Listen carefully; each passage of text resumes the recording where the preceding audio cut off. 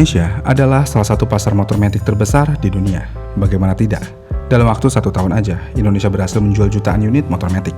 Karena saking tergila-gilanya dengan motor matic, produsen motor saat ini sudah sangat fokus ke pasar motor matic. Bahkan saking fokusnya, segmen motor lainnya sampai ditinggalkan.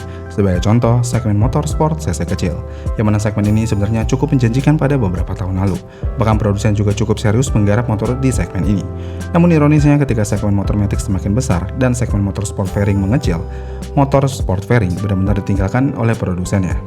Nggak sampai di situ aja, produsen seperti Yamaha, yang mana mereka juga cukup fokus melakukan inovasi di hampir seluruh lini motornya.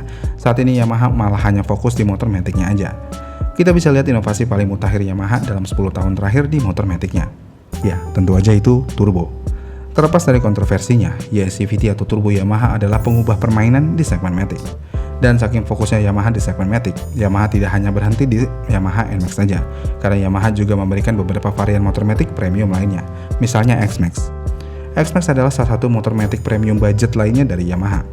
Dengan harga di bawah 100 juta rupiah, Yamaha sudah menghadirkan motor yang benar-benar menarik, bahkan terlalu menarik.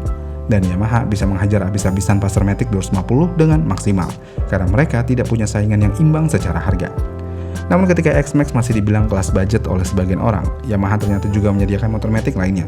Dan motor matic ini sudah tidak bisa dikatakan kelas budget lagi, karena harganya hampir $500 miliar. Dan uniknya, walaupun harga motor ini super duper mahal, tapi motor ini benar-benar laris di pasaran. Bahkan ketika Yamaha mengumumkan penjualan motor ini secara resmi di Indonesia dengan kuota yang sangat sedikit, motor ini langsung sold out gitu aja. Dan ya, ini adalah Yamaha T-Max. Namun apa yang spesial dari motor ini sehingga orang rela membayar hampir $500 miliar hanya untuk sebuah motor matic ber-cc besar? Pertama-tama untuk user NMAX nih, apalagi user X-Max yang arogan, tolong pahami, T-Max sangat berbeda dengan X-Max, apalagi NMAX. Jadi T-Max bukanlah X-Max yang dibesarkan, apalagi NMAX yang dibesarkan. Karena T-Max emang berdiri sendiri, bahkan T-Max adalah wujud asli dari motor maxi, bukan maxi-maxian kayak NMAX. Oke, pertama-tama hal yang membuat T-Max spesial adalah mesinnya. Walaupun mesin X-Max cukup menarik di 250cc, tapi T-Max benar-benar berbeda kelas, yang mana T-Max menggunakan mesin 560cc 2 silinder inline DOHC. Konfigurasi mesinnya menggunakan crankshaft 360. Ini adalah sesuatu yang cukup unik, karena cara kerja mesin ini hampir mirip seperti cara kerja mesin Benelli, yang mana dengan konfigurasi ini, kedua piston di mesin T-Max akan bergerak naik dan turun secara bersamaan. Kita bahas lebih lanjut dulu di sektor mesinnya. Jadi dalam mesin 4 tak, pada satu siklus penuh membutuhkan 2 putaran crankshaft alias 720 derajat. Pada konfigurasi mesin T-Max yaitu 360 derajat, berarti ketika putaran satu silinder pertama akan melakukan langkah pertama pembakaran, di saat yang bersamaan silinder kedua melakukan langkah isap dan kompresi. Dan sebaliknya, ketika di putaran kedua, silinder pertama yang tadinya melakukan pembakaran jadi melakukan isap dan kompresi.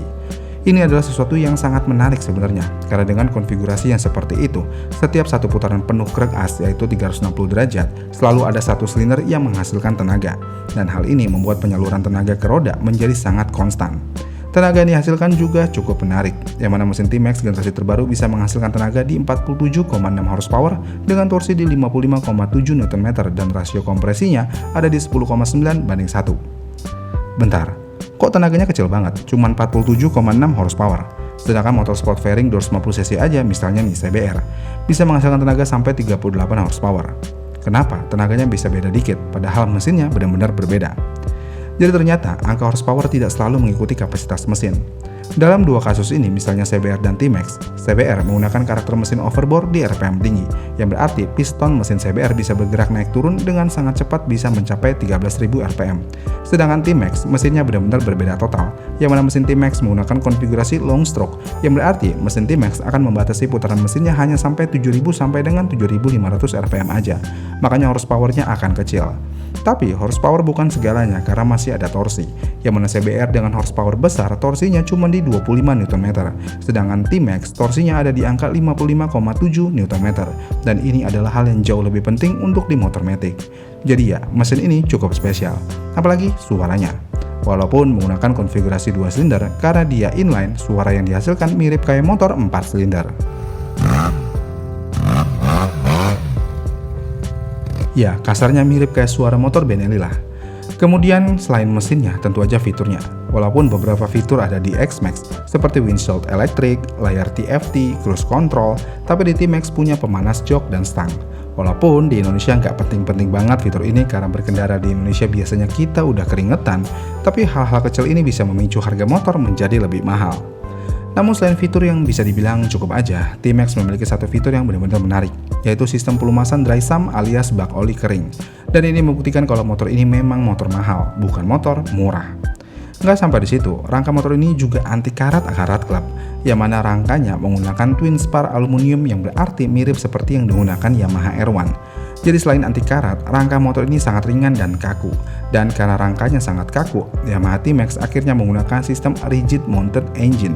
Ini berbeda dengan motor matic pada umumnya, misalnya di NMAX atau X-Max, di mana motor tersebut, mesin, CVT, dan roda belakang akan menyatu dalam satu gelondongan besar yang bergerak naik turun mengikuti ayunan suspensi. Sedangkan di T-Max, mesin T-Max akan digendong mati di tengah-tengah sasis seperti motor sport, dan roda belakang akan bergerak secara independen menggunakan swing arm aluminium terpisah dan tenaganya akan disalurkan lewat V-belt eksternal.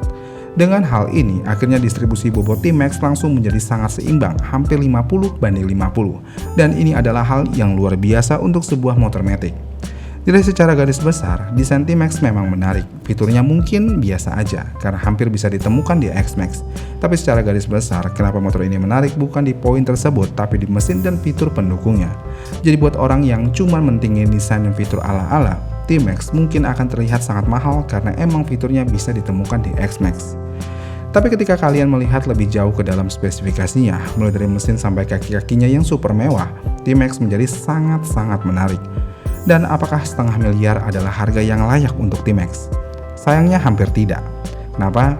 Ya karena di Jepang, harga motor ini cuma di kisaran 1,5 juta yen atau setara 158 jutaan untuk versi reguler, dan 1,6 juta yen atau setara 172 juta rupiah untuk varian tertingginya. Ya, harganya berbeda lebih dari 300 juta rupiah dari yang di Indonesia. Kenapa bisa begitu? Ya semua ini bisa terjadi karena pajak, dan pajak. Pajaknya berlapis banget. Saking berlapisnya, harga motornya bisa sampai 3 kali lipat lebih mahal dari harga di negara aslinya. Dan kalau T-Max dijual dengan harga 170 jutaan, Yamaha X-Max mungkin peminatnya akan jadi berkurang. Karena daripada beli X-Max, ya mending beli T-Max. Iya kan? Jadi kesimpulannya, T-Max adalah jelmaan maxi skuter sejati. Motor ini benar-benar rekayasa matic modern, karena di motor ini hampir semua teknologi modern bisa ditemukan. Dan dengan harga 170 jutaan di Jepang, motor ini layak banget dibeli. Tapi ketika masuk Indonesia dan harganya jadi hampir setengah miliar lebih, jika nggak kaya-kaya banget, kayaknya agak gimana gitu ya, beli motor yang udah di markup harga sampai 3 kali lipat karena kondisi. Ingat ya, markup harganya karena kondisi, bukan karena korupsi. Gimana nih menurut kalian? Apakah T-Max sespesial itu? Terima kasih sudah menonton. Komen di kolom komentar di bawah ya, dan sampai jumpa di video selanjutnya.